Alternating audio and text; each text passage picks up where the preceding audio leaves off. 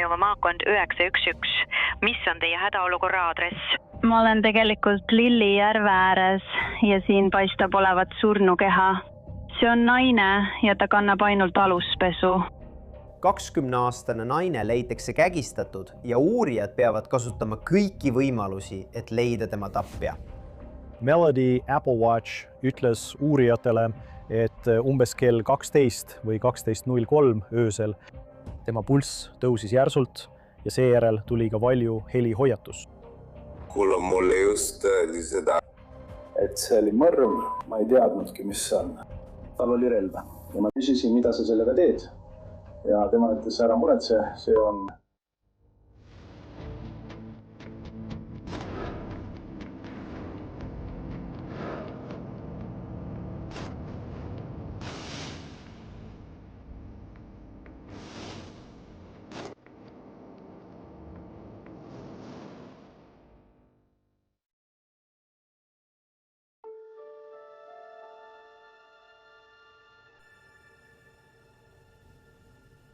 Marioni linnas Iowas on väga madal kuritegevuse tase, väga madal töötuse määr ja väga madal vaesuse määr. Marioni linn asub Ida-Iowas kohe Cedar Rapidsi kõrval.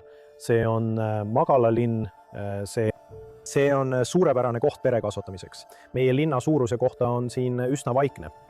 Aga 18. veebruaril 2024 rikub 911 kõne selle rahu ja vaikuse.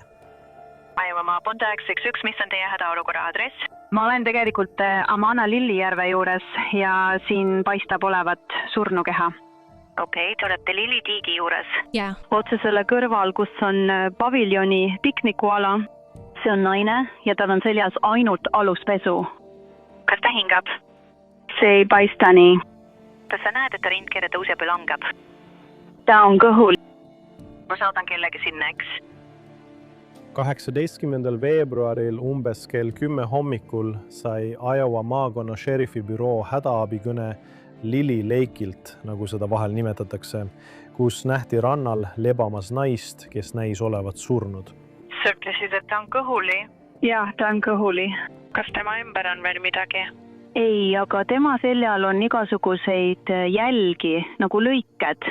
Ma mõtlen, kas võis olla ka seksuaalne kallaletung? Seda tüüpi kuritegu oli tegelikult üsna šokeeriv meie kogukonna, Greater Lynn County ja ka Iowa osariigi elanikele. Neil lihtsalt ei juhtu siin kunagi selliseid asju. Kui uurijad kohale jõudsid, piirasid nad ala lindiga ja alustasid uurimist. Nad avastasid, et tal olid seljal lõikehaavad ja torkehaavad. Samuti tundus, et oli kägistatud. Lõikehaavad tema seljal moodustasid peaaegu X-kuju. Veel üks vigastus, mis tal oli lõikehaav keskmisel sõrmel ning sinikas näo vasakul poolel. Uurijad märkasid, et tema randme ja kaela ümber olid näha sidumisjäljed. Kuna selle ohvri kehalt ei leitud isikut tõendavat dokumenti, peavad uurijad kasutama muid meetodeid, et välja selgitada, kes see naine on. Ühelt tema sõrmelt leidsid nad klassisõrmuse, millel oli tema nimi. See kinnitas, et nende ohver oli 20-aastane Melody Hoffman. Selle juhtumi surma põhjuseks oli kägistamine. Ligatuurijälg Melody Hoffmani kaelal oli piisavalt tõsine vigastus, et tõenäoliselt oli see tema surma põhjus. Aga kes tahaks tappa Melody Hoffmani, noort täiskasvanu ikka jõudvat naist? Ta oli marionist pärit elanik, kes oli lõpetanud keskkooli. Ta oli lõbus, avatud inimene, väga usaldav.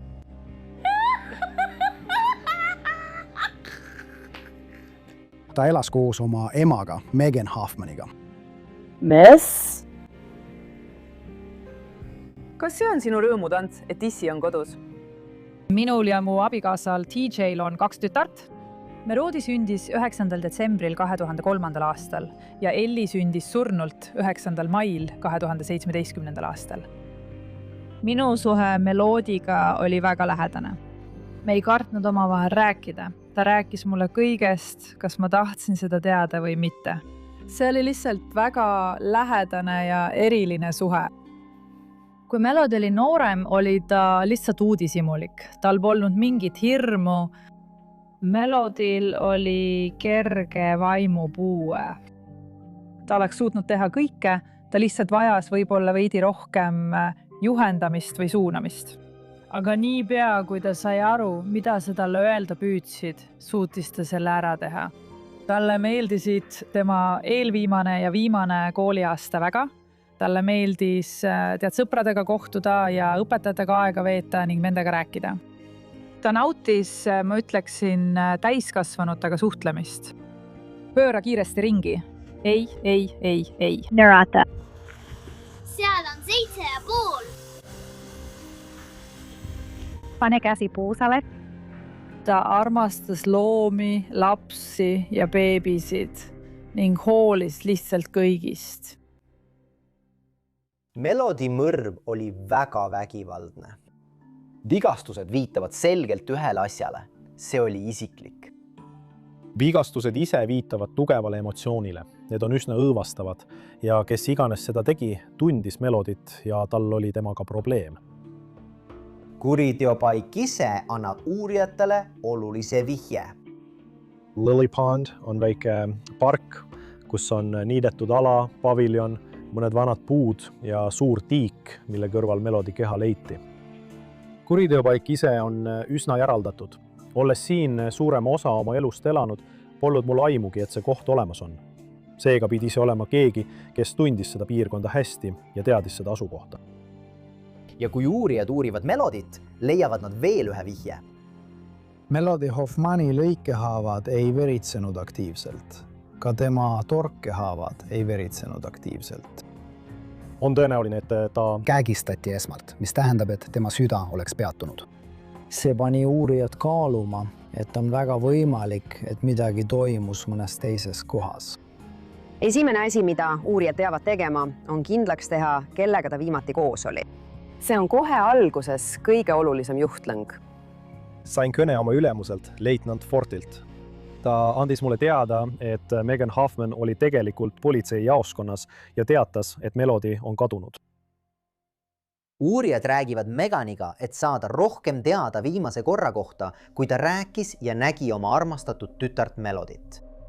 17. veebruaril kell oli umbes 11.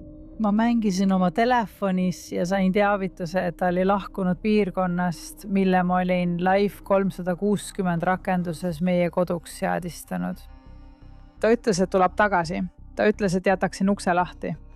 Kell 11:30 öösel ei tahtnud must lahti jätta. Nii et ma tõusin üles ja panin selle lukku. Ja ma ütlesin talle, et ta saadaks mulle sõnumi või helistaks või midagi sellist. Kui ta koju jõuab, tõusen ma üles, teen ukse lahti ja lasen ta sisse. Ja siis oli mõnda aega vaikne. Ma lihtsalt eeldasin, et ta on laps ja veedab aega oma sõbraga. Ja siis proovisin temaga ühendust saada. Ma märkasin paar korda, et tema telefoni asukoht oli välja lülitatud. Nii et ma palusin tal selle sisse lülitada ja ta lülitas selle sisse. Ma arvan, et see oli südaöö paiku. Hakkasin saama sõnumeid Snapchatis. Nad kirjutasid midagi sellist nagu ava uks. Ma olen tee peal, lähen sõbrale külla. Ja ma teadsin, et tal ei ole seal tee peal ühtegi sõpra. Ja see kõik tundus kahtlane ja siis sain otse mulle saadetud video, mille ta oli varem õhtul postitanud. Tasuta kingitus mulle. Miks mitte? Nad tahavad minu energia. Lõika nad ära. Lase neil seda tunda. Ma ei tegele millegagi, mis mulle mõistlik ei tundu. Ma ütlesin talle. Jah, ma juba nägin seda. Tule nüüd, mine koju. Pärast seda lülitati tema asukoht jälle välja, kui ma seda Life 360 rakenduses jälgisin. Ma ütlesin talle, et ta selle uuesti sisse lülitaks. Seda ei lülitatudki enam sisse. Ma saatsin veel sõnumeid umbes, et tere, vasta mulle, räägi minuga. Mida sa teed? Siis ma lihtsalt lamasin seal. Ma olin ikka veel voodis. Jäin korraks tukkuma. Ja siis kell 3,13 öösel. Saime tema telefonilt Apple'i häire kaudu SOS teate, mis ütles, et tuvastati avarii. Hädaabi, teie telefon helistas ja teatas, et võisite sattuda õnnetusse. Meil on päästjad teel sellele GPS-i asukohale. Kui võimalik, helistage meile tagasi.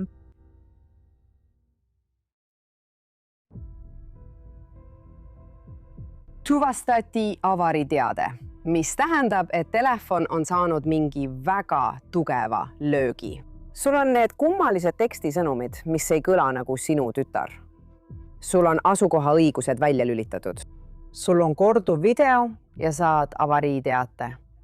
See ongi kõik, mis paneks iga ema paanikasse. Sellepärast, kus su laps on. Kas nendega on kõik korras ja nad on turvalised?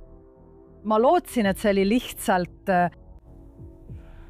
Tead küll, et telefon jäi auto katusele ja nad sõitsid minema. Selle funktsiooni kohta olen ma teada saanud, et tal oli 4 meist seadistatud, üks neist oli tema tädi Daisy. Nii et kui see sõnum välja läks, jõudis see Daisini. Ja Daisy saatis mulle kohe sõnumi ning küsis, kas Mel on minu juures. Ja ma ütlesin ei. Tema ja ta abikaasa läksid õnnetuspaika, kaardil asukohta, mille Apple meile saatis. Ja nad otsisid, tead küll, autoõnnetust või midagi sellist. Selleks ajaks oli kell juba 3:30 või 3:45 hommikul. Nad jõudsid kohale ja helistasid mulle ning ütlesid, et siin pole mingit õnnetust. Me ei näe siin midagi. Üritame Meliga edasi ühendust saada. Ja ma proovisingi, helistasin talle ja saatsin sõnumeid. Ma ei tea, miks ma selle peale tulin, aga ma mõtlesin, et kui ma võtan tema iPadi ja ühendan selle oma telefoni hotspotiga, siis saan kasutada tema asukoha leidmise funktsiooni. Kasutasin tema iPadis Apple'i seadmeotsingu funktsiooni, et saata tema telefonile hoiatus. Siis läheksin sinna asukohta, kust Apple oli selle hoiatuse saatnud. Jõudsin kohale ja arvasin, et kuulsin midagi, kuna aken oli veidi praakil. Nii et kerisin akna täiesti alla ja mängisin seda uuesti ja uuesti ning suutsin midagi kuulda. Nii et ma tulin autost välja ja hakkasin mööda tee äärt kõndima. Mida lähemale ma jõudsin, seda valjemaks ja valjemaks heli muutus, nii et ma teadsin, et liigun õiges suunas. Mängisin seda ikka ja jälle uuesti. Ma olin sellest natuke eemal ja vaatasin alla ning nägin kuma.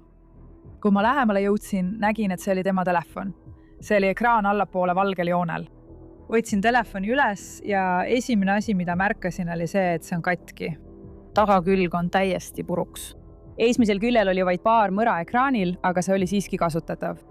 Ma märkasin, et telefonil polnud ümbrist peal. Ja see oli asi, mille suhtes ma olin väga range. Meloodi teadis, et kui mina tema telefonide eest maksan, siis peab neil olema ümbris peal. Nii et ma otsisin natuke ringi, ma ei leidnud telefoni ümbrist, läksin tagasi oma autosse, siis sõitsin ise Marioni politseijaoskonda ja esitasin kadumisavalduse.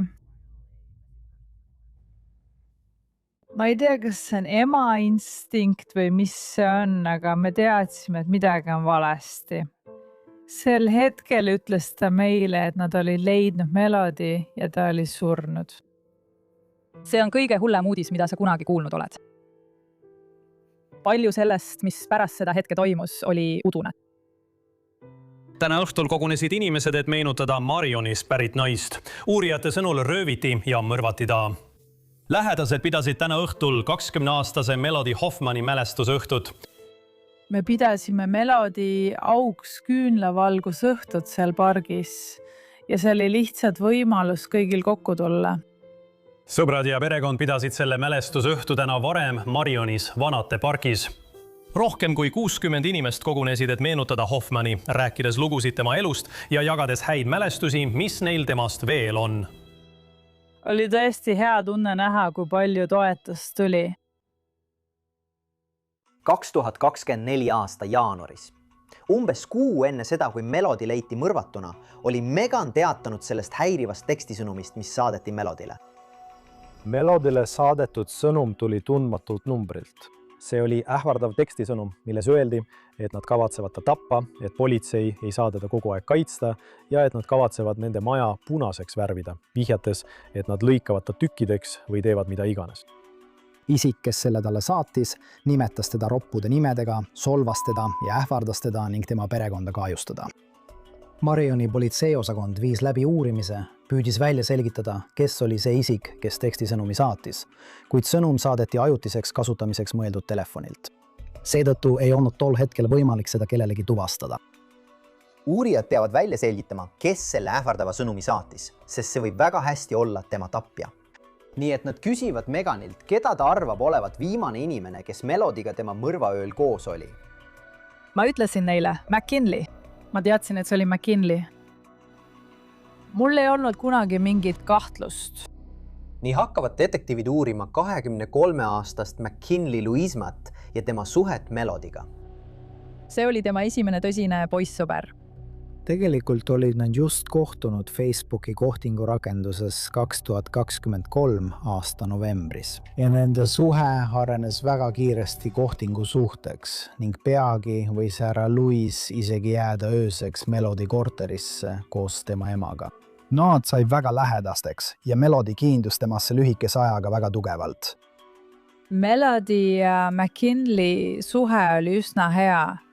Ta oli tihti kohal, nii et ma suhtlesin temaga palju. Nad veetsid kogu aeg koos aega. Ma ei ole kunagi näinud neid vaidlemas või tülitsemas, ega kuulnud nende vahel vaidlustest või tülidest või millestki sellisest. Nad tundusid väga hästi läbi saavat. Suhtes edasi liikudes lubas McKinley, et ta läheb Melodyle külla, aga lõpuks ta ikkagi ei ilmunud kohale ja lihtsalt kadus ära ja lõpetas Melodyga suhtlemise. See viis McKinley ja Melody lahkuminekuni. Ta ei võtnud seda eriti hästi vastu. Melody Hoffman ja McKinley Louisma läksid lahku 2023 aasta detsembri lõpus. Nad jätkasid suhtlemist, kui nad oma suhet lahendasid, sealhulgas andes härra Louisma vara talle tagasi. Umbes 7. jaanuari paiku toimus eriti pingeline sõnumivahetus Melody ja McKinley Louisma vahel, kus Melody ähvardas tegelikult härra Louisma vara välja visata. Ta sai lõpuks vara kätte, kuid üsna kiiresti, tegelikult samal päeval, sai Brayli Hoffman tundmatult numbrilt väga ähvardava ja hirmutava tekstisõnumi. Uurijad peavad ilmselgelt McKinley Louisma ülekuulamiseks kohale tooma, kuid kõigepealt peavad nad ta üles leidma. Me ei teadnud tol ajal täpselt, kus ta elas, seega hakkasime teda ja tema autot otsima. McKinley Louismi auto oli sinine 2007. aasta Honda Accord. Nii leidis Cedar Rapidsi politseiosakond pärast otsingukuulutuse väljaandmist McKinley Louismi sõiduki Hiawathas Haagis elamute pargis. Nad helistasid meie osakonda ja me võtsime sõiduki oma valdusesse ning pukseerisime selle meie politseiosakonda. Taotlesime sõiduki läbiotsimisluba, et leida autos võimalikke tõendeid. Kui uurijad ootavad läbiotsimisluba, helistab McKinley Louisma tegelikult Marioni politseiosakonda, et teada saada, kas neil on tema auto. Ta tuli vabatahtlikult Marioni politseiosakonda pärast seda, kui sai küüdi. Ja siis algasid temaga vestlused. Eile sattusime mõrvajuhtumi juurde ja sinu sõiduk tuli jutuks kui võimalik huvipakku sõiduk. Tahtsime seda sinuga arutada. Lihtsalt, et anda sulle natuke tausta, uurime juhtumit, mis puudutab Melody Hoffmani. Tundub, et te olite kunagi koos. Jah. Kas sa mäletad, millal sa viimati temaga rääkisid? Viimane kord, kui ma temaga rääkisin, oli telefoni teel. Ta ütles, et ma tuleksin tema juurde. Ja ma ütlen alati, et ma ei tule, kui su ema pole kodus. Sest nii ütles mulle minu ema. Nii et sa ei näinud teda üldse reedel ega laupäeval. Mul on tüdruksõber, nii et ma arvan, et mu tüdruksõber ei oleks okei sellega, kui ma läheksin oma endist tüdruksõpra vaatama. Nii et ma ütlesin, et okei, ma hakkan tulema ja siis tema ütles, sa tuled. Ja ma sisuliselt lasin tal uskuda, et ma tulen ja siis ma lihtsalt hakkasin vabandusi välja mõtlema. Melody ei saanud alati aru asjadest, mis teistele tema ümber olid ilmselged. Nii et Megan märkas, et härra Louisma ei ilmunud kohale, kui ta lubas, jättis ta ootama ja kadus tihti lihtsalt ära. Ja lõpuks ütles Megan Melodyle, et sa pead temaga rääkima. Miks te otsustasite lahku minna? Sest mu endine tüdruksõber oli rase ja mul olid rohkem kavatsused keskenduda lapsele ja isaks olemisele ning talle see ei meeldinud. Detektiivid saavad teada McKinley teise tüdruksõbra nime. Nikia Sloboda oli härra Louisma vahelduva eduga tüdruksõber mõrvale eelnenud umbes 4 aastat. Härra Louisma ja Brayli Loboda oli väga pikas suhtes, kuid tegelikult läksid nad lahku ja eraldusid 2023 aasta juulis ning ei olnud koos ajal, mil härra Louisma kohtus Melody Hoffmaniga ja hakkas temaga käima. Alles 2023. Aasta detsembris said härra Louisma ja Brayli Loboda taas kokku. Ja see oli vähemalt osaliselt tingitud sellest, et Brayli Loboda oli rase. Detektiivid suunavad vestluse tagasi McKinley Louisma auto juurde. Kas sa jagad seda kellegagi või on see ainult sinu oma või? Ma mõtlen, et see on lihtsalt minu oma, aga aeg-ajalt lasin kellelgi sellega sõita. Millal oli viimane kord, kui sa arvad, et lasid kellelgi teisel oma autoga sõita? See oli pühapäeval. Pühapäeva õhtul. Kes see võiks olla? Ma tegelikult ei tunne seda meest eriti hästi. Ta ütles uurijatele, et tal oli kogu öö auto enda käes, välja arvatud umbes 45 minutit, mil ta oli auto kellelegi teisele laenanud. Kas mäletate, mis ajal see umbes oli, kui ta seda tegi? Ma võtsin Trevori peale kell. 11 ja siis tõid ta tagasi. Ja kui sa tagasi jõudsid, hakkasid sina ja Trevor mängu mängima, jah? Trevor Weiss töötas kohalikus baaris naaberlinnas ja McKinley läks talle järele, et ta koju viia. Trevor elas samas Hagesella Muspargas nagu Nokia ja McKinley. Ta ütles sisuliselt, et oli suurema osa ööst kodus ja mängis videomänge koos teise sõbraga ning et ta oli oma auto kellelegi umbes 30-45 minutiks laenanud. Aga peale selle oli ta kodus ja tal polnud sel õhtul Melodiga mingit kontakti. Ma peaksin ilmselt proovima sind kurssi viia, kus me praegu oleme. Kahjuks leiti Melodi veidi üle 24 tunni tagasi. Ja kahjuks leiti ta surnuna. Ja. Nii et me ikka veel püüame hinnata, mis juhtus, miks see juhtus, kas see võis olla õnnetus või kas sellele võiks olla mõistlik seletus. Kas sul oli midagi pistmist tema kadumise ja surmaga? Sa ei olnud sellega seotud, okei. Kas sa tead, kes tegi? Seda? Ei, mitte eriti, ausalt öeldes, võtid. Härra Luisma eitas, et oleks seotud Melody Hoffmani kadumise või mõrvaga. Tegelikult eitas ta isegi seda, et oleks tol õhtul Melody Hoffmaniga koos on. Kas pagasiruumis, tagumisel istmel, esiistmel või kusagil mujal on mingeid riideid, esemeid või midagi, mis oleks temaga seotud? Oli vaid see üks kott? Prügikott. Ma ei tea, see on mu tüdruksõbra prügikott, sest me ostsime selle poest. Cedar Rapidsist prügi, ma ostan alati, kuidas seda kohta nimetatakse, aga see on roheline kott. Mis paneb sind arvama, et Melodis asjad? On sees. Ma ei öelnud, et ühtegi tema asja seal poleks. Kas kott oli juba autos, kui sa sinna läksid? Jah, see oli autos, tagaistmel. Ja ma mõtlen pagasiruumis. Pärast umbes tund või 1,5 tundi kestnud ülekuulamist ei tahtnud McKinley enam rääkida ja ta jäi siia politseijaoskonda. Samal ajal, kui detektiivid hoiavad McKinleyt politseijaoskonnas, saavad uurijad loa tema auto läbiotsimiseks. Me tegime Luisma auto ümber ringkäigu, et otsida ilmseid tõendeid või midagi, mis kohe silma hakkaks. Kui me seda tegime, märkasime pagasiruumi luku kohal väikest veretilka, mis vähemalt näis olevat veri. Me otsustasime pagasiruumi avada, et näha, mis seal sees on. Me nägime pagasiruumi vasakul poolel rohelist prügikotti. Me hakkasime prügikotti avama ja seal oli näha, et juuksekarvad olid kinni jäänud teibitükile. Muide, midagi, mida me siin Law and Crime'is kasutame ja kui sa tegeled sisu loomisega või postitad midagi sotsiaalmeediasse, võib see sulle kasulik olla. Selle nimi on Opus Clip. Opus Clip on kõik ühes tehisintellektil põhinev redaktor, mis teeb videote lõikamise, loomise ja üleslaadimise igale platvormile väga lihtsaks. Tehisintellekti abil loob Opus Clip B-rolli, kadreerib materjali ümber ja puhastab isegi heli. See on tõesti lihtne. Lihtsalt külasta opus.pro/prime crime. Registreerud, laed video üles ja mõne minutiga on sul ideaalselt töödeldud klipid valmis TikToki, lühivideote või reelse jaoks. Opus Clip on tõesti sinu kõik ühes lahendus. Ja sellise tööriista nagu Opus Clip olemasolu tähendab, et meie produtsendid saavad sulle viivitamatult jagada kohtusaali värskeid uudiseid. See on kõige võimsam tööriist ideede jagamiseks ja professionaalseks monteerimiseks. Mina aadressile opus.pro/prime crime, et saada tasuta nädal ja seejärel 50% soodustust. Rohelises prügikotis oli hulgaliselt tõendeid. Seal olid Melody riided, millel oli verd. Seal oli veel teipi, millel oli verd. Ja tema juuksed, tema püksid, tema jalanõud, tema Apple Watchi randmepael, millel oli verd. Seal olid kviitungid Walmartist, seal olid 2 machete pakendid. Nad leidsid Melody Hoffmani telefoni ümbrise, samuti paraköie, mida nad usuvad olevat kasutatud tema kägistamiseks. Need tõendid ei saaks McKinley jaoks halvemad olla. See on tema auto. See on tema aeg-ajalt koos olnud tüdruksõber. Need on esemed, millel on veri peal ja mis sisuliselt näevad välja nagu röövimise jaoks mõeldud varustuse kott. Agent Ryan saatis mulle pilte, asju, mille kohta ta tahtis teada, kas ma suudan neid tuvastada või mitte. Ma arvan, et üks esimesi pilte, mille ma sain, oli pilt Melody telefoni ümbrisest. Ma suutsin selle kohe ära tunda. Roholises prügikotis olid ka 2 paari Ozark Traili kindaid, millel oli veri peal.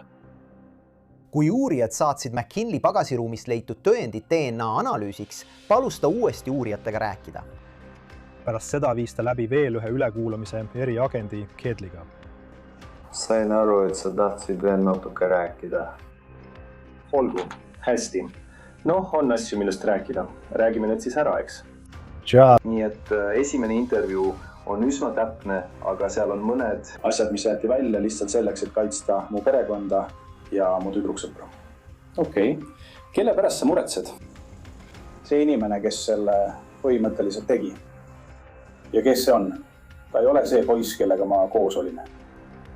Teise ülekuulamise ajal muutus Louise'i lugu drastiliselt. Meil oli terve plaan minna porisema koos oma raamatupidajaga ja sõbraga, põhimõtteliselt ainus Logan. Ja kes kaasa põleb? See küll nimeks on Dakota. Dakota ja Logan hakkavad kasutama, tead küll, perekonna nimesid. Tead küll, meil on palju raha. Ma tunnen neid peaaegu kõiki eesnime pidi.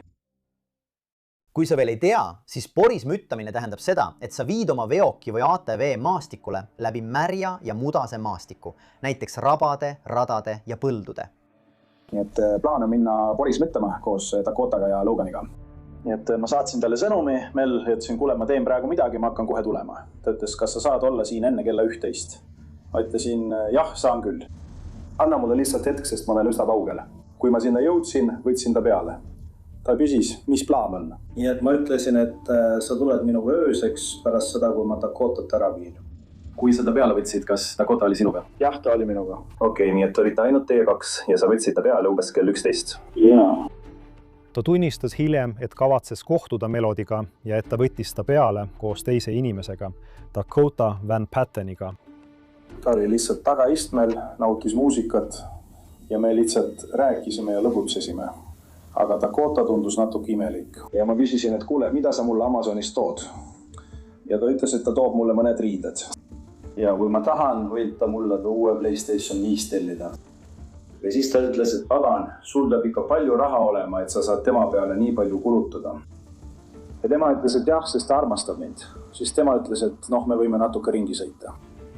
Ja siis asi muutus, kui ta hakkas temaga vaidlema, siis ta ütles, et sa oled natuke liiga, sest ta kurtis selle laulu üle. Ja mõtlesin, kuule mees, rauna maha. Siis ta läks välja, pissis ja tuli minu autojuhi poole akna juurde.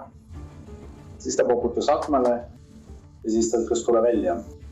Ja ma ütlesin okei, ja siis tal oligi relv. Ja ma küsisin, mida sa sellega teha tavatsed? Ja ta ütles, ära muretse, see värk on perses.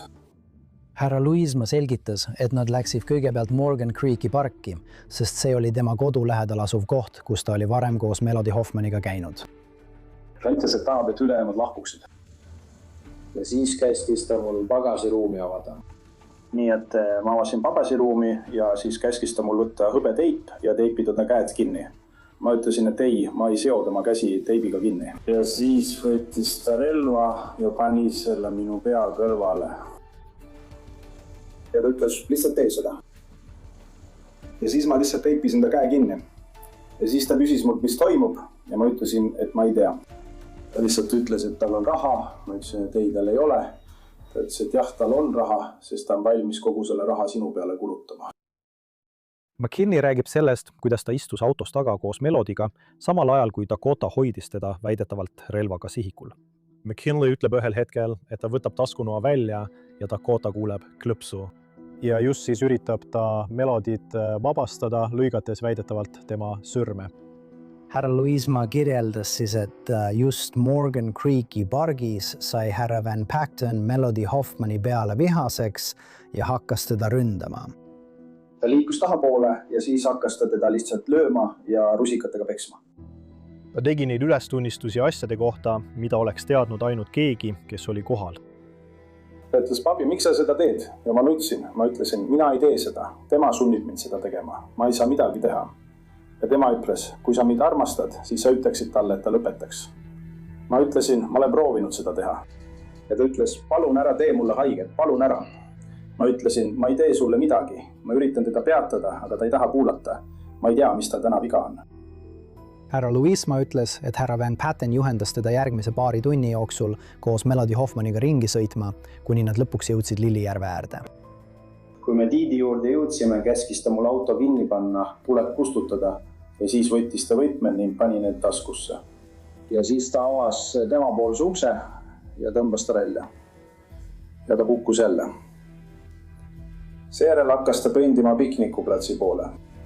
Kui ta sinna jõudis, võttis ta selle köie ja ütles, pane kindlalt kätte. Ja siis suunas ta tema peale relva. Ja siis ta ütles, palun ära tulista mind. Ja mina ütlesin, kuule, palun ära tulista teda mees, palun ära tulista teda. Jäta ta lihtsalt siia ja lähme ära palun. Ta keeldus. Kui jõuad Tiigi juurde, amet Üsti lähedal, kes rebis oma särgi. Ta rebis tema särgi katki ja siis käskis mul tema särgi seljast rebida ja püssid alla tõmmata. Ja sa tegidki seda? Jaa, all do. Relva, ta laadis selle, ta pani selle padruni ette ja ta oli nagu, ta ei tee nalja. Nii et ma rebisin ta riided katki. Tal oli see kaelakee kaelas. Ma tean, mis kaelakee see oli. Kui ta seda tegi, hakkas ta karjuma, see on mu õe oma ja siis ta lükkas teda ning ta kukkus. Ja siis ma jooksin tagasi auto juurde. See on Melodyle väga tähtis kaelakee. See sisaldab tema õe Elli tuha, kes sündis surnult. Kui ta teda lükkas, kukkus ta. Ta tõusis püsti ja hakkas laukama ning proovis ära joosta. Ja siis sai ta talle lõpuks järele. Ja siis sealt, kus mina seisin, ma kuulsin, mis toimus, aga ma ei näinud, mis toimus. Ma lihtsalt kuulsin, see kõlas nagu keegi oleks vägistatud. Aga ma ei näinud, sest pärast seda, kui ta talle järele läks, oligi kõik, mida ma kuulsin, ainult kägistamine. Ma ei saanud midagi teha, sest ma ei saanud sealt välja. Nii et ma lihtsalt seisin selle auto juures ja soovisin, et see kõik lõppeks. Kuna tal oli üksikasjalikke teadmisi tema vigastustest, näiteks kägistamisest, siis talle ei öeldud, et Melody oli kägistatud. See viitab uurijatele, et ta oli kohal, kui Melody tapeti. Seejärel küsisid uurijad temalt, kas mõnel Melody asjal, sealhulgas tema riietel, võiks olla tema DNA-d. Kui ta tagasi tuli, andis ta mulle noa ja sellel oli veri peale. Ta ütles umbes nii, võta see, hoia seda, hoia seda, hoia seda, hoia seda. Ma küsisin, kus ta on vend? Tema ütles, mine vaata sinna. Ma ütlesin, ei vend, ära ütle, et sa tegid seda. Tema ütles, jah. Ta ütles, kui sina poleks seda teinud, oleksin mina teinud. Kui ta mulle kõik andis, siis ma praktiliselt puudutasin kõike ja kõik asjad, mida ma puudutasin, käskis ta mul kotti panna. Siis tunnistas härra Louisma neile ja see oli selle intervjuu käigus oluline ülestunnistus, et ta oli, tsiteerin, kõike puudutanud. Nii et härra Louisma oli juba enne igasuguste DNA-analüüside tegemist uurijatele öelnud, et ta oli sisuliselt kõiki tõendeid, mis olid seotud Preili Hoffmani mõrvaga käes hoidnud. Kas sa mõtlesid kunagi lihtsalt põgenemisele? Mõtlesin küll, aga ma ei tahtnud teda tegelikult sinna jätta. Aga sa jätsid ta siiski sinna? Tal oli relv, ma tahtsin aidata, aga ma ei saanud midagi teha. Sul oli mõnda aega nuga, ma mõtlen, aga see on see, millele ma mõtlen. Dakota on roolis, lõpuks jõuab ta stoppmärgini. Ja ta vaatab sinna poole ja sina oled tema taga noaga. Seal, kuhu me läksime, polnud mingit stoppmärki. Ma tean seda marsruuti. Avenüüde vahel on stoppmärgid. Sinu loo põhjal oli umbes 50 erinevat hetke, mil sa oleksid saanud selle kõik ära hoida. Tema põhjendus polnud loogiliselt vettpidav selle kohta, miks ta ei takistanud Dakotat midagi tegemast. Sa tahtsid alguses sõita Melody ema juurde, et raha saada, aga siis, ma ei teagi. Ma pean ta läbi peksma, kinni siduma kleeplindiga, hoidma teist meest relvaga ähvardades ja panema ta mind aitama, et viia ta 30 miili kaugusele Tiigi äärde ning ta kägistada. Ja siis ma veendun, et McKinley on see, kes kogu verise tõendusmaterjali käsitseb. Kogu verist tõendusmaterjali. Nii et see jääks tema külge. Põhimõtteliselt seda sa mulle ütledki. Eriagent Kelly vaidles sellele üsna tugevalt vastu. Tema peamine argument härra Louismal oli see, et on väga ebatõenäoline, et härra Van Patten suudaks sundida teda kõike seda nii pika aja jooksul mitme tunni vältel tegema ning et härra Louismal oli mitu võimalust Van Patteni käitumine peatada, kuid ta ei teinud seda. Ma ei teadnud, et mu pagasiruumis midagi on. Ta ütles mulle, et viska kõik välja, kui me tee ääres peatume. Sa ütlesid mulle umbes 3 tundi tagasi, et olid oma veokis, kui koju jõudsid. Jah, ma olin oma veokis. Tegelikult ei, ma ei olnud oma veokis. Sa ütlesid mulle, et olid? Jah, aga ma ei olnud oma veokis. Ta ei usu, et ta on praegu lihtsalt süütu pealtvaataja. Kui sa mulle seda teist versiooni räägid, mõtlen ma, kuidas see teiste andmetega kokku sobib. Ja ei sobi. See ei ole mu esimene juhtumeks. Ma ei rääkinud ja samal ajal, kui sina ja mina siin räägime. Siin on veel 12 inimest, kes panevad juhtumi kokku. See juhtum on umbes 36 tundi vana, olgu. Ja kõik, mis me sellest pabasiruumist leidsime läbi põhjaliku DNA analüüsi. Ja kui Dakota oli sellega seotud, saame me teada. Ja kui ta ei olnud sellega seotud, saame me ka teada. Kas mäletad seda relva, millega McKinley väidab, et Dakota teda ähvardas? Uurijad leiavad selle relva. Kuigi McKinley väitis, et Dakotal oli relv, tuvastasid uurijad, et Dakotal oli tegelikult õhupüss, mis leiti Louisma elukohast koos Nakiaga Hummingbird Lane'il. Ja Dakota tegi sellega selfisid McKinley autos ees kõrvalistuja istmel. Nii et McKinley teadis kogu aeg, et see relv ei olnud päris.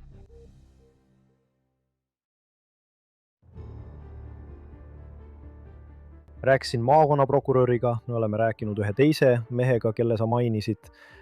Brian on endiselt siin, aga siin süüdistatakse täna õhtul esimese astme inimröövis. Okei, kas ma võin seda tahvlit näha, palun? Pane käed selja taha. Aitäh. McKinley arreteeritakse ja talle esitatakse süüdistus Melody Hoffmani röövimises, samal ajal kui uurijad jätkavad tema vastu juhtumi koostamist.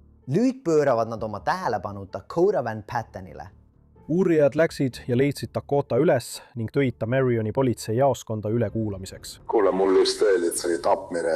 Ma mõtlesin, mis kurat toimub. Ma ei teadnud, kas see oligi see. Me pöörame sellele tähelepanu. Ash Jadel. Me jõuame selleni, mees, aga praegu pean ma sulle Miranda õigused ette lugema. Okei. Vabandust, aga kas sa arvad, et ma olen võimeline mõrva toime panema, siis ma arvan, et sa oled. Mõistuse kaotanud. Olgu, piisavalt õiglane mees. Nii et see on viide mõrva uurimisele. Kas ma tohin küsida, kes minu nime mainis või midagi sellist? Ma jõuan kohe selleni. Olgu. Mis su suhe on McKinley Louis Loismaga? Oleme nagu sõbrad. Ma kohtusin temaga paar kuud tagasi. Kas tema oli see, kes minu nime mainis või midagi sellist või? Jah, sinu nimi on tema kaudu üles kerkinud. See on kõik, mida ta ütles. Faktid näitavad selgelt, et sina ja Ken olete selles võimatus olukorras seotud. Okei. Ja Melody on Melody. Kas sa üldse tead seda nime? Ma ei tea, ma käisin temaga koolis. Oli nagu, kui vana ta üldse oli? Ta oli umbes 15. Ei, see pole üldse see sama Melody. Härra Van Patten eitas väga kindlalt igasugust seotust Melody Hoffmani kadumise, röövimise ja mõrvaga. Ta kinnitas, et tema ei olnud selle teo toimepanija. Sa ei tea üldse, kuidas Ken räägib Ameliga? Ei. EI. Ma isegi ei vabandan, aga ma ei usu, et Ken oleks mõrvaks võimeline. Sest ta on tõesti tore ja leebe tüüp. Temal ja tema tüdruksõbral on ka laps tulemas. Härra Van Patten ütles, et ta uskus, et härra Louisma on rahulik tüüp, et ta ei ole vägivaldne mees, mis me teadsime, et ei vasta tõele. Vähemalt arvestades fakti, et mõlemale oli umbes 6 aja jooksul esitatud süüdistus vägivaldses teos. Nii et nagu selgus, nii McKinley Louisma kui ka Dakota Van Pattenile on hiljuti esitatud kriminaalsüüdistus. Jaanuaris 2024 arreteeriti McKinley koos Dakota Van Patteniga tahtliku kehavigastuse eest. Nad peksid ühte inimest ja põhjustasid talle näovigastusi. Sa mainisid, et sa ei tunne Melodyt üldse. Ei, ma pole seda nimegi kuulnud. Kas oleks mingit põhjust, miks vähemalt tema telefon ühenduks sinu telefoniga hotspoti jaoks? Ei, ma ei usu. Kas sa oskad pakkuda võimalikku põhjust? Miks see nii on, kui ma tean parooli? Nii paljud inimesed teavad minu leviala parooli. kas sa tead oma leviala parooli? Ma arvan küll, ma mõtlen, et tema telefon on sellega varem ühendatud, tema tüdruksõbra telefon on ka ühendatud. Ma ausalt lihtsalt annan oma parooli välja, ma ei tea lihtsalt niimoodi. Ma lihtsalt üritan aru saada, kuidas sinu töötav telefon, mis sul just kaasas oli, oleks sattunud samasse piirkonda, kus oli Melody keha. Ma ei tea isegi, kes kurat see on, seda ma üritangi sulle anda. Noh, Melody on see tüdruk, kes suri. Okei, ma ei tea mitte midagi kellestki, kes oleks surnud. Ma pole kunagi midagi kuulnud mingist surmast või millestki sellisest. Iga kord, kui me tema nime mainisime, läks ta vihaseks ja tõmbus nii palju eemale kui võimalik. Mul on vaja, et sa räägiksid tõtt selle kohta, mis juhtus. See on tõsine asi. Sa tead, et see ei ole tõsi. See ei ole tõsi, nii et sa üritad nii valetamisega süüdistada. Ma ei süüdista sind valetamises, aga sa pead selle valjusti välja ütlema. Ma ei mäleta peaaegu üldse, kui olen surve all. Kas sa tahad mulle öelda, et ma valetan? Ma ei valeta sulle. Ma ütlen sulle, et ma tean, millised faktid meil on. Ja ma tean, et selles on midagi enamat. Ma kuulen fakte ja sa ei räägi mulle isegi veiki fakte. Ma ei anna sulle enam ühtegi juhtumi fakti mees. Ja siis ma tegelikult ei saa aru, kus sa selle jutuga tuled. Ja kui sa arvad, et ma olen mingile faktile pühendunud, siis sa oled tegelikult võimeline mõrva sooritama. Ei. Ta üritas öelda, et McKinley tõesti korjas ta mingil hetkel peale, aga ta läks oma tüdruksõbra Taya Meieri juurde ja veetis seal öö, kuid tal polnud sel õhtul Melody tapmisega mingit pistmist. Meil ei olnud piisavalt tõendeid Dakota seotuse kinnitamiseks, seega lasti ta sel õhtul vabaks. Uurijad jätkavad tõendite kogumist, sealhulgas andmeid McKinley telefonist. Ja nad leiavad midagi häirivat. Härra Luisma mobiiltelefon oli selles juhtumis tõeline tõendite varakamber. Ja loomulikult oli selle juhtumi võtmetõendiks foto, mille ta näib olevat teinud Melody Hoffmanist, kes oli kinni seotud teibiga, verine ja nuttis. Pilt oli tegelikult kustutatud asukohas ja peaaegu nagu lisatud fail. Kui sa avad iPhone'i ja tahad kellelegi pilti saata, siis see annab sulle soovitusi, kellele sa võiksid selle pildi saata. Olgu see siis tekstisõnum, Snapchat, Facebook või mis iganes. See pilt salvestatakse ajutisse faili ja siis jäetakse see sinna teatud ajaks. Aga kuna ta ei saatnud seda, jäi see lihtsalt sinna asukohta alles ja ta suutis selle niimoodi üles leida. Ma teadsin, et need ei olnud Melody, kes mulle sõnumeid tagasi saatis. Aga ma ei saanud sellest täielikult aru enne hiljem. Aga mul oli kummaline tunne kõigi nende sõnumite suhtes, mis tulid Snapchati kaudu. Need olid lihtsalt natuke teistsuguse sõnastusega, kui ta tavaliselt oleks öelnud. Sõnumites oli kirjas, olen tänava lõpus, tulen varsti koju. Ja vaadates Louisi telefoni ning kasutades selle kohtuekspertiisi analüüsi ja seda, kuidas ta sõnumitega suhtles, oli see samamoodi. Melody ei suhelnud nii, et kirjutas lihtsalt olen, aga McKinley küll. Ja see viis uurijad arvamusele, et selleks hetkeks ei olnud Melody enam oma telefoni valduses ning tõenäoliselt kasutas tema telefoni McKinley, suheldes Meganiga ja öeldes, et ma olen kohe tänava lõpus. Melody telefoni Life 360 ja telefoni andmed, mille Megan uurijatele andis, osutusid selles uurimises ülioluliseks. Ajajoone täpne paikapanemine on äärmiselt oluline. Tavaliselt hoiavad ettevõtted või ärid oma videosalvestisi alles vaid teatud aja, mõnest päevast kuni kuu ajani. Me tahtsime selle ajajoone kindlaks teha, nii saaksime minna nendesse kohtadesse ja hankida kõik videod, mis olid juhtumiga seotud. Uurijad hakkasid üritama taastada 17. veebruari sündmusi kuni 18. veebruarini 2024, et koostada ajajoon, kus Melody Hoffman viibis ja kellega ta koos oli kuni tema tapmiseni, kaasa arvatud tapmise aeg. Kasutades Life 360 rakenduse ja telefoni andmete ning liikluskaamerate salvestiste kombinatsiooni, suutsid uurijad koostada kaardi, kus täpselt Melody sel ööl viibis, mil ta mõrvati.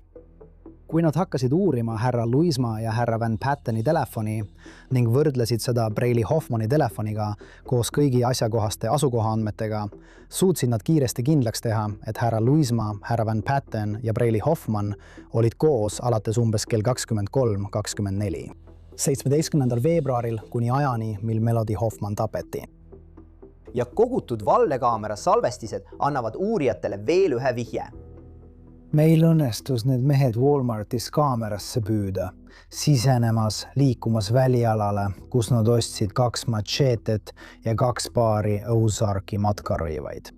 Juhtus nii, et machetede pakendid leiti koos ostutšeki ja Ozarki matkarõivastega härra Luisma auto pagasiruumist. Meil õnnestus näidata neid 3 isikut kõndimas, mõnikord isegi naeratamas, minemas neid esemeid koguma, mis meie arvates olid ette valmistatud Melody Hoffmani röövimiseks ja tapmiseks. Pärast seda, kui Lyoni maakond sai kätte Walmarti video, suutis üks asetäitjatest tuvastada Dakotat ja Logan Kimptoni kui 12 isikut, kes olid videos koos McKinley'ga. Uurijad avastasid, et Logan Kimpton oli see, kes tutvustas McKinleyt ja Dakotat üksteisele. Logan Kimpton oli selle naise nõbu, kellega härra Luisma oli aeg-ajalt kohtumas käinud. Ja Dakota Van Patten oli Logan Kimptoni sõber. Nii nad ka kohtusid. Melody Apple Watchi andmed annavad uurijatele veel ühe vihje. Valju heli hoiatus, mis oli umbes, ma arvan, et 120 decibelli telefoni või tema kella poolt registreeriti. Midagi valju juhtus, kas see oli karjumine või mingi muu vali heli, mis salvestati tema Apple'i seadmetes samal ajal, kui tema pulss järsult tõusis. Nende andmete põhjal suutsid uurijad kindlaks teha, et Melody Hoffman oli kogenud sündmust, mis kas viis tema südame seiskumiseni või põhjustas Apple Watchi eemaldamise tema kehast. Kui nad panid selle juhtumi muud kohtuekspertiisi andmed kokku, jõudsid nad järeldusele, et Melody Hoffman ei olnud selle juhtumise ajal Lillijärve ääres. Ta oli Morgan Creeki pargis. Nii pöördusid detektiivid tagasi Dakota Van Patteni alibi juurde, mille kohaselt ta oli oma tüdruksõbra juures sel ööl, kui Melody tapeti.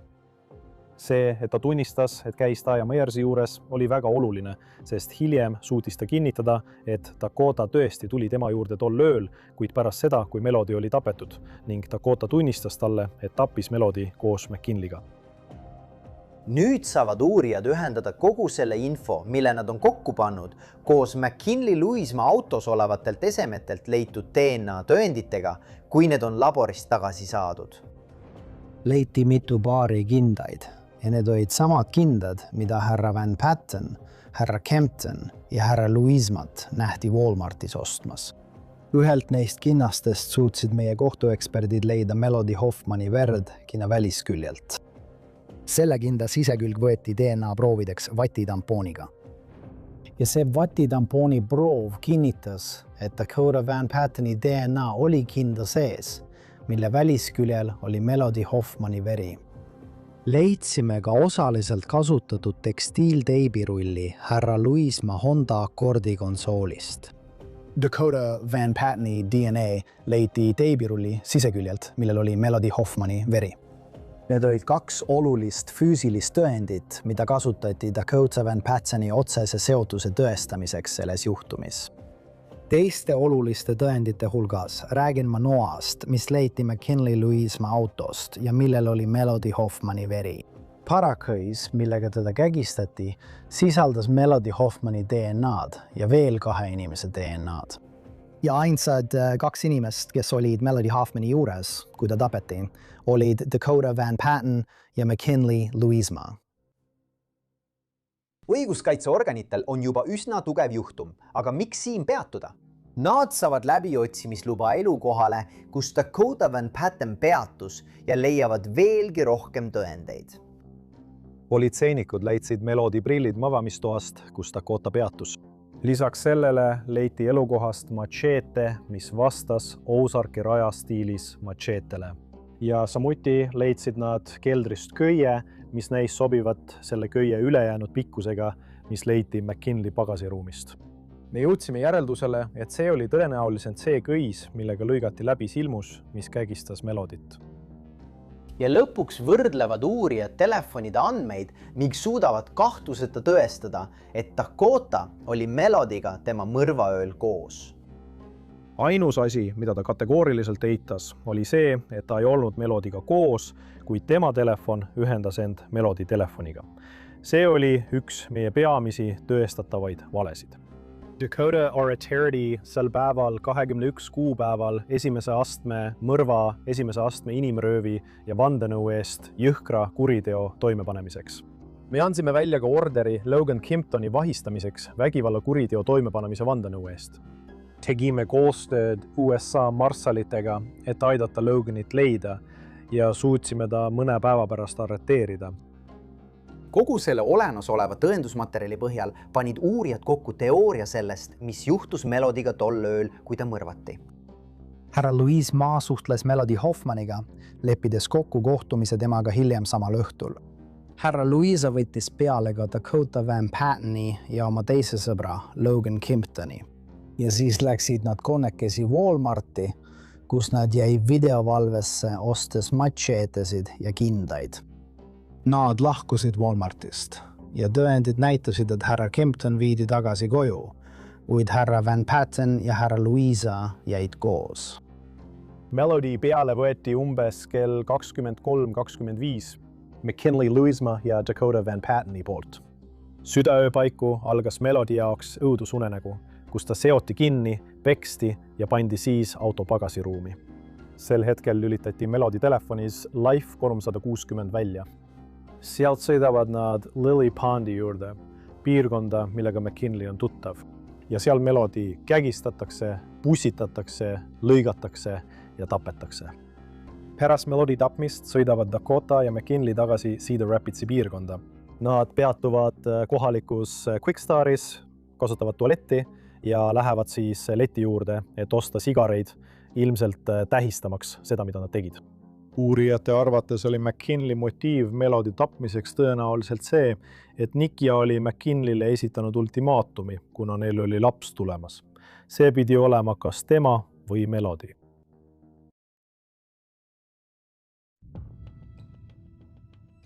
Pärast arreteerimist palkavad McKinley ja Dakota endale eraldi kaitsjad ning nende kohtuprotsessid toimuvad eraldi.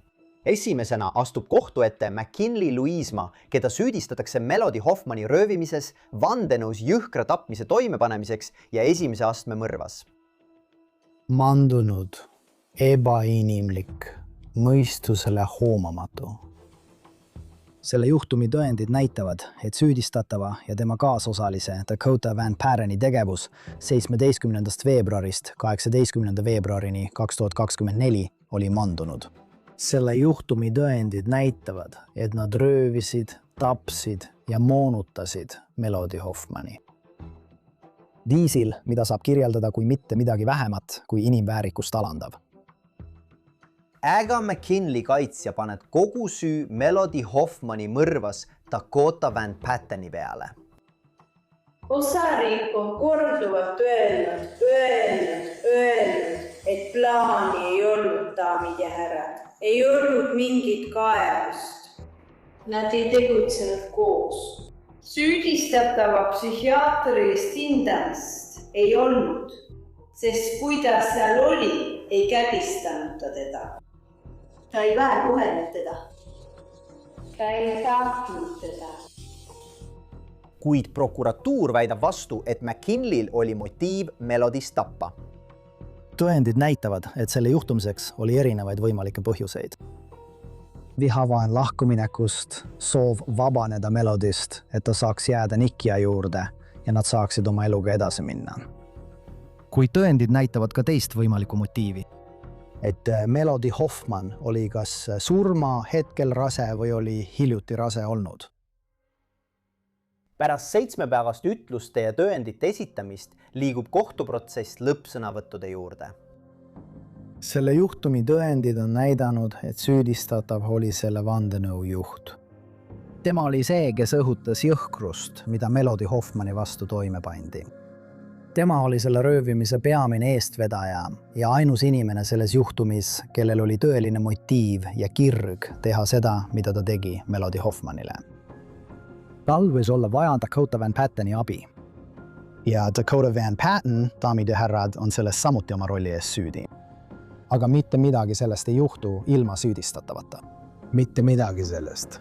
Tõendid on selles kohtuasjas näidanud, et süüdistatav ja Dakota Van Patten tegutsesid koos.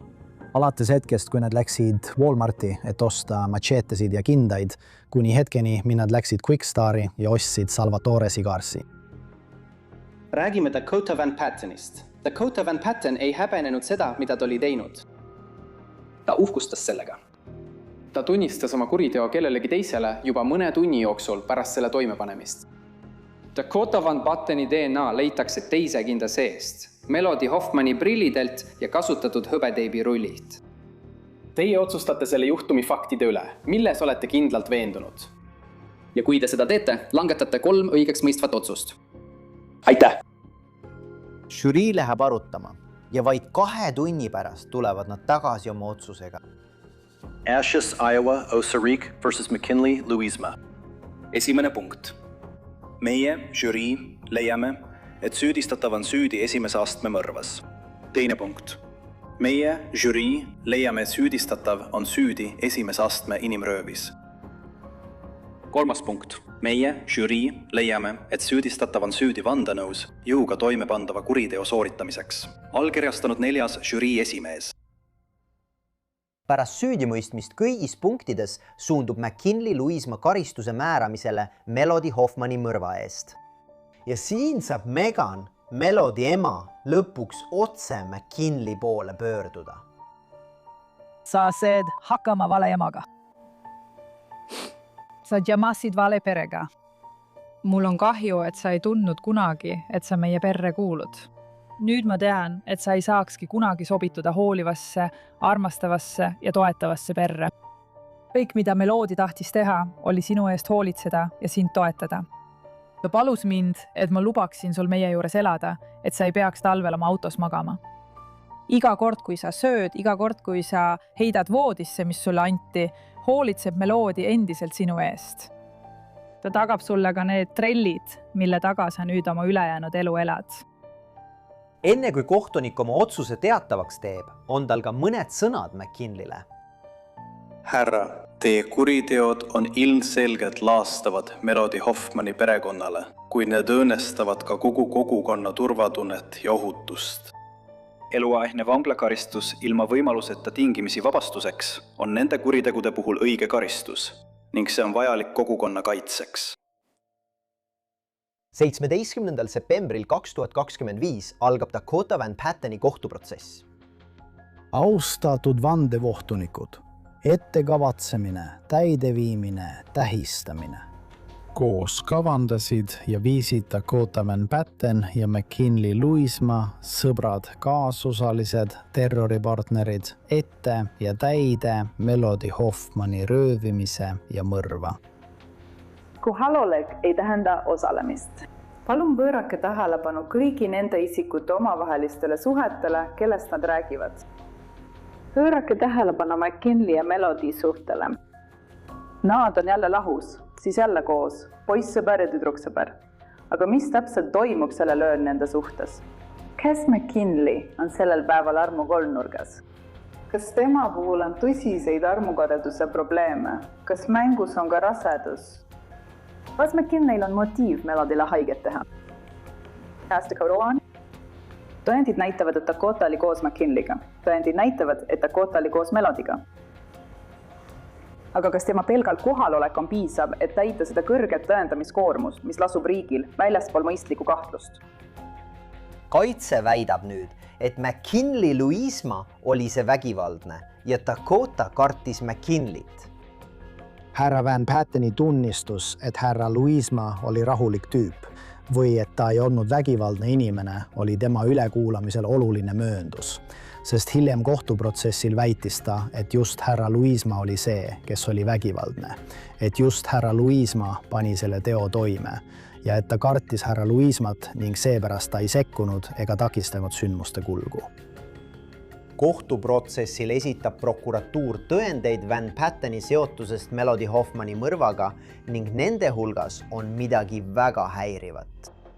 Sündmused näitavad, et uurijad tulid 21. veebruaril tagasi härra Van Patteni majja kaasas läbiotsimisluba. Nad leidsid Melody Hoffmani prillid. Edasine uurimine näitas, et härra Van Patten polnud prille lihtsalt kaasa võtnud, vaid ta oli neid proovinud ja teinud endast pilte prillidega. Ta oli teinud umbes 200 selfit, kandes Melody Hoffmani prille. Mõned fotod oli ta tegelikult saatnud inimestele Snapchatis.